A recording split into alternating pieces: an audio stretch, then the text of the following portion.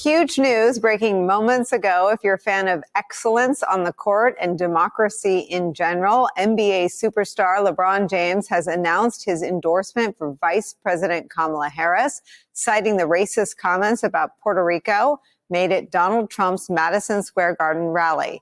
LeBron James writing to his 53 million followers on Twitter and 159 million followers on Instagram. This, quote, "What are we even talking about here? When I think about my kids and my family and how they will grow up, the choice is clear to me. Vote Kamala Harris." All right. Heck yeah. It's cool. Black guy. That's one of my buddies. We had fun. We carved watermelons together. It was awesome.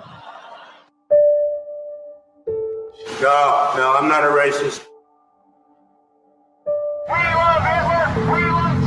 They're taking black jobs now. The whole country is going to be like, it'll be like Detroit. A lot of it's about the genes, isn't it? Don't you believe? They're poisoning the blood of our country.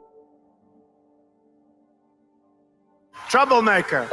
These are troublemakers. Look, I love the old days, you know? Do you know what they used to do to guys like that when they were in a place like this? They'd be carried out on a stretcher, folks. Like to punch him in the face, I'll tell you. Now, if you had one really violent day, like one rough hour, and I mean real rough, the word will get out and it will end immediately. But we're going to indemnify police officers and law enforcement from being destroyed by the radical left. You're changing history, you're changing culture.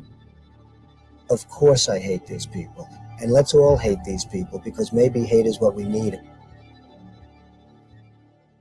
What's up, y'all? Gerald here, creator of Gospel Chops and your host for this YouTube channel, back with another video. Now, y'all, LeBron has come out once again and stepped in it. Another unforced error on his part.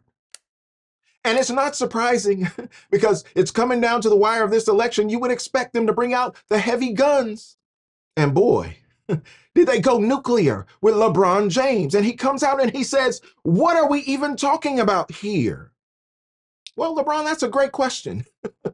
What are you even talking about here? Because your life is so unlike those of us who live in a regular America. See, you a black boule billionaire who lives behind guarded gates.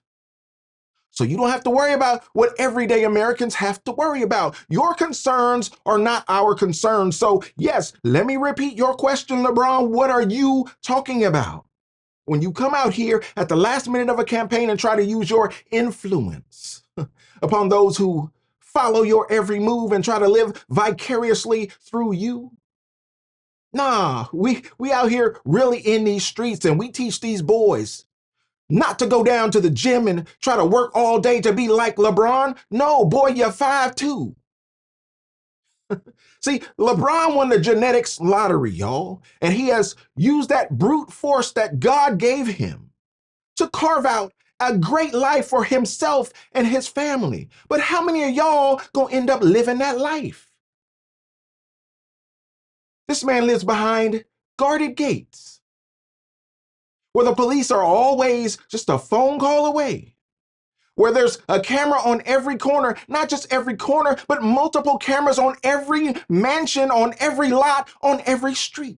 And he follows up Steph Curry, who said he's endorsing Kamala too, because he wants his daughters to be free to have abortions. Whoa, whoa, whoa. You know, y'all have to forgive Steph Curry.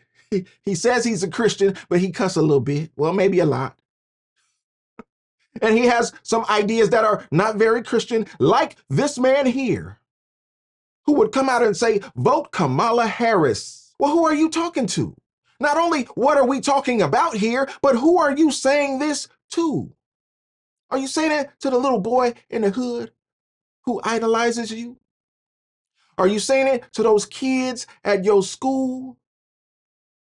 Are you saying it to the gangbangers back in Akron and Cleveland? Who are you talking to when you say things like this? Because you are not talking to intelligent people. No, you're not talking to people with college educations. We know you ain't never been to college. But you're not talking to those who are learned. We saw you when you held up the biography of Malcolm X on page 1 and some reporter asked you about it and you couldn't even explain what the book was about, boy, it's a biography. No, we see you for who you are. You are a Black billionaire who has been blessed financially because you do the work of your handlers. You do the work of your controllers. We are not impressed by your legacy. We are not impressed by your money. We are not even impressed by your opinion, because we understand that your life is not our life. Go back to the Diddy parties, allegedly. Don't talk about the community that your sons got to grow up in, because you've created a great life for your sons. At those private schools, you got your son into the NBA and everybody knows he don't deserve it. Everybody knows he stinks. And yet there he is. Because daddy did his bidding. And shout out on you, daddy, for being a daddy, for being there, for opening a door, for being in position to make a way for your son and your family. But while you out here calling yourself lecturing the blackity blacks, what we even talking about here? Understand that your blackity black boys ain't gonna bring no blackity black girls home. Now, we ain't mad at it. Let it be what it be. I'm okay with that. But don't come over here wagging your finger at the Black community. Go talk to your neighbors. Go talk to the people in your community, because your community ain't ours. Why don't you holler at the pilot on your private jet and ask him to vote for Kamala? Why don't you holler at your limo driver and ask him to vote for Kamala? Why don't you holler at those teachers and administrators at your son's private school and tell them to vote for Kamala, because they're all part of your ecosystem, bruh. And you don't live the life we live. You don't have the same concerns that we have. You don't care how many people cross the border because they're not getting past the guards at your gate. You don't care what milk costs because you can afford to have a live cow shipped to your porch and someone actually milk it right there in front of your door. Drinking French wine, posting it on social media.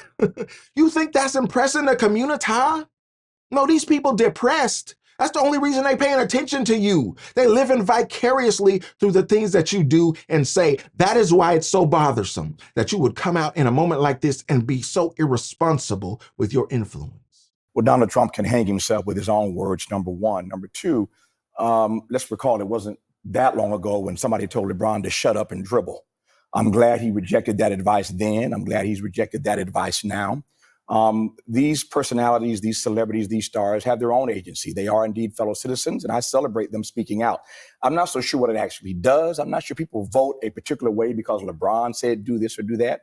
And I'm also concerned, Abby, about whether or not this string of celebrity endorsements plays into that narrative that Kamala is an elitist candidate.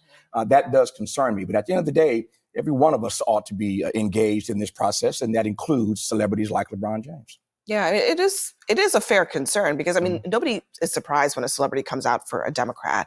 But I don't know that that's what she needs right now. Look, I thought that this wasn't very effective because it was such an exercise in hyperbole and selective edits and putting it together with, videos from the civil rights movement and stuff. Twisting Trump's words in ways that weren't meant from a president that, for some strange reason, made funding for Black colleges automatic, right? Not exactly the kind of thing a white supremacist would do. I thought that we were actually chatting before about Arnold Schwarzenegger's endorsement of Kamala, which was much more effective because what he didn't do was implicitly judge Trump supporters, say, you're racist, essentially, which is the subtext of this edit. He actually went a long way to kind of agreeing with them in certain ways and saying, I get it. I'm actually, conservative in these ways, but I'm still voting for Kamala, and I don't judge you for having your opinion. I thought that was way more effective. You talk about twisting people's words, and you are twisting LeBron James' endorsement right now by saying he's calling all of you racist. He's not. He's saying Donald Trump is racist. Here's the proof. Here are his words. There are people who fought really hard for me to have the right to exercise my right to vote. I will do so. And I'm going to do so publicly. Now, I will tell you, there were a lot of celebrities who for a long time did not want to get involved. I think that I think that Trump amnesia that we were talking about earlier in the year has been cured.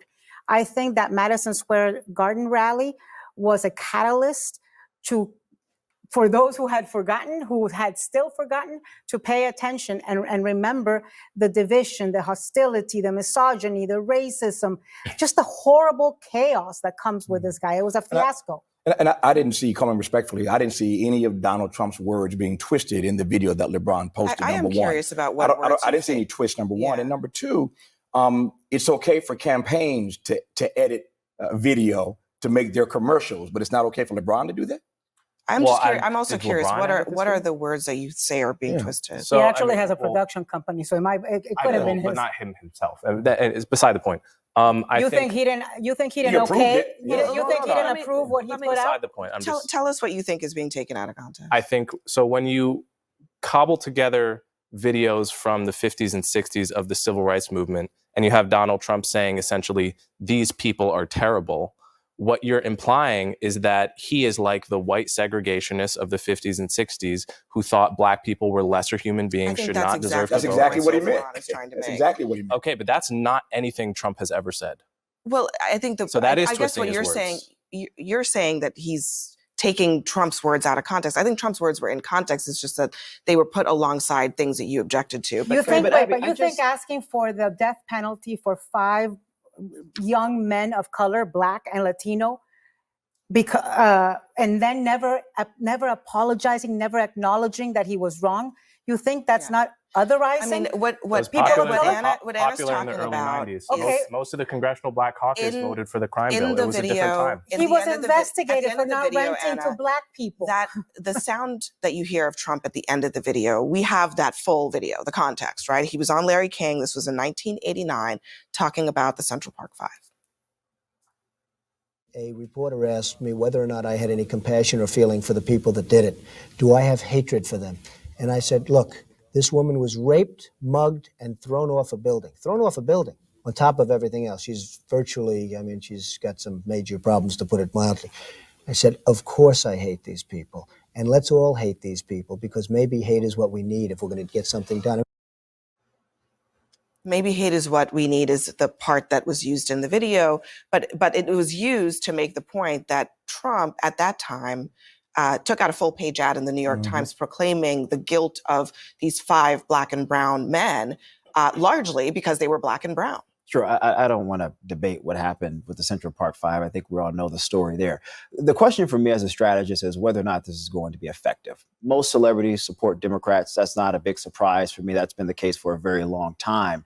I think if you are going to lean on celebrities with the expectation or the hope that an endorsement will potentially move some of their followers, and I think you want the endorsement to speak to some of the trials and tribulations that people are experiencing. LeBron James grew up very humbly. He can certainly speak to poverty. He could have mentioned that in his endorsement. He could have talked about what it takes to accomplish certain things. And he could have said, I'm supporting Kamala Harris because all the things I've accomplished, I believe her policies will help a lot of other African Americans. Sorry to interrupt you, but I just wonder, thought I didn't think it was effective. That's all. Do you acknowledge that there are some voters for whom that very idea of hate being a driving force of our politics is a central core issue for them? There are a lot of. I don't know if that ad. Well, I guess what I'm saying is, do you concede that there might be some voters who might look at that ad and say, "Yeah, I don't want us to go back to a time I would love when hate was driving." I would love to see the leaders of our country. I would love to see some data, whether it's quantitatively or qualitatively, that would lead me to believe that someone saw that ad and all of a sudden said, oh my God, I already dislike Trump and all of a sudden I dislike him more. I don't think that's the case. But the data, Sharmarko, the data, respectively, the data is already there and it's been there but that's the point that I'm making. Yeah, but the data is there. It's been there for decades now. And we cannot deny at this table that racism is still the most intractable issue in this country. That's not what I'm saying. And what LeBron is drawing attention to in this race, that race, in fact, does matter. We have a choice in this race between hate and love. We will see if love wins. But what's wrong with LeBron reminding us that race has been central to the campaign that Donald Trump I'm not arguing that. What I'm arguing is if you're going to use a celebrity endorsement, I personally think there's a far more effective way to potentially move voters. But you're not his audience. that. It may work with his audience. Just because it doesn't work with you doesn't mean it doesn't resonate with his. But I wonder if I think that's to the point. I think it was effective. I think the endorsement does move the needle slightly, subtly. We're late in the game. I think for two reasons. One, the message was powerful. It reminded folks above Donald Trump's rhetoric what the real situations are. I think secondly, if you're looking at the polling data, there is not as much support with black men that we're seeing pop up in the polling for Harris. I don't know if you could pick a better person, better spokesman for that audience to say, hey, look, don't sit at home. Don't sit this one out. Come vote. But wouldn't a better message? I think he speaks directly to those folks, whether it be on social media, whether it be in television appearances, whatever the storyline. But the endorsement didn't speak to black men. There is all of a sudden going to be new economic opportunities for you if you vote for Vice President Harris. That would have been a more effective endorsement on my perspective. Who does Hogan's endorsement speak to? Who does Amber Rose's endorsement speak to? I mean, Donald Trump is parading out whatever celebrity he's got. It's just they're not as big a name as the ones Anna, that Kamala has. You've been a lifelong Republican. You know Republicans have never had a large pool of celebrities to sort of bring out. Yeah, but these are like the dregs. So you got to pull whoever you can get. My point here simply is, and I'm not saying that LeBron doesn't have a right to endorse whomever he wants. Of course he does. He's a great athlete. I'm simply saying, if LeBron called me, if I were a Democrat, and said, sure, Michael, what is the best way for me to put forth a message to encourage young black men to vote for Vice President Harris? I would have said, talk about economics, talk about potential academic attainment ideals that we would like for black men to ascertain if they vote for her. Those things, if I'm a young black guy sitting on the couch and thinking, wait a minute here, but Harris, because of this is going to lead to trade, it's going to lead to me going to school, it's going to lead to me getting a better education, I may vote for her. I'm from Miami. I remember when the Miami Heat players showed up wearing hoodies, protesting the Trayvon Martin assassination, what happened with Trayvon Martin. I believe that they take their platform, the NBA players, LeBron, Dwayne Wade, they take their platform with incredible seriousness. That's not what I'm arguing, though, Anna. They have We're having a disagreement over tactics. I'm not disagreeing. Listen, the guy's got 100 million viewers. I think he doesn't need advice from you on tactics. But why either or versus both hands? Well, I'll say either or, Tavis, and we've talked about this on your radio show. I think the vice president's campaign has done what they would argue an effective job of talking about race and a whole other issues as it pertains to the former president. The needle hasn't necessarily moved, I don't think, as much as they would like with those low propensity black men. The question becomes why? I would argue it's because you're not speaking enough about economics and other opportunities. And if I were advising LeBron, I think that would have been a more effective use of his platform. And there you have it, y'all. I had to get a round table in there so y'all could hear some other voices opine on the situation. So I'm not the only one out here talking my talk, but it's hard to be, and I feel for the brother, it's hard to be a conservative voice on CNN or even MSNBC where you're being attacked by all these liberals. But I'm glad he said what he said. I'm glad he felt how he felt. He got challenged because they said, no, you're not taking Donald Trump's words out of context. Hold on, bro. It's not about twisting his words. It's about juxtaposing his words against images that had nothing to do with what he was talking about. How would you feel if somebody took MLK's words, spliced them up into little sound bites, 3- and 4-word, 5-word bits, not even complete sentences in some cases? How would you feel if they took MLK's words and juxtaposed them against images that had nothing to do with what MLK was talking about or even the things he agreed with? It's not the words themselves, it's the context. And y'all seem to lose that context conveniently and selectively when it benefits your side, as in LeBron James putting this foolishness out here at the last minute. You know what? I hope LeBron James learns that stunts like this are ineffectual in this moment, in this time, in this country. Yeah, I hope it has no effect other than to highlight the foolishness that comes from his direction. I hope that the community pays this no attention. That's right, the very attention it deserves, none. Let LeBron go back to what one reporter recommended years ago. Shut up and dribble, bro. Do what you do best, because this ain't it. Educating black folks, this ain't what you do best, because you ain't even educated in civics enough to have an intellectual conversation of this type. When I think about my kids and my family and how they will grow up, the choice is clear to me. Yeah, that choice is clear to you because you live on the other side of the tracks. You live on the other side of the gates. You can see clearly now the rain is gone, but it's still raining in Akron, bruh. Still raining in Cleveland. And I hope someday that you find not just the clarity that the storm is over financially for you, but spiritual clarity enough to come to yourself and do good with the blessings God has bestowed upon you. Y'all let me know what you think about this in the comments. I'd love to know your thoughts on this LeBron James. Boy. And don't forget to like the video, subscribe to the channel, and share the video so we can get more people involved in the conversation, y'all. And like I always say, always remember and never forget, without the gospel, it's just chops. Until next time, peace.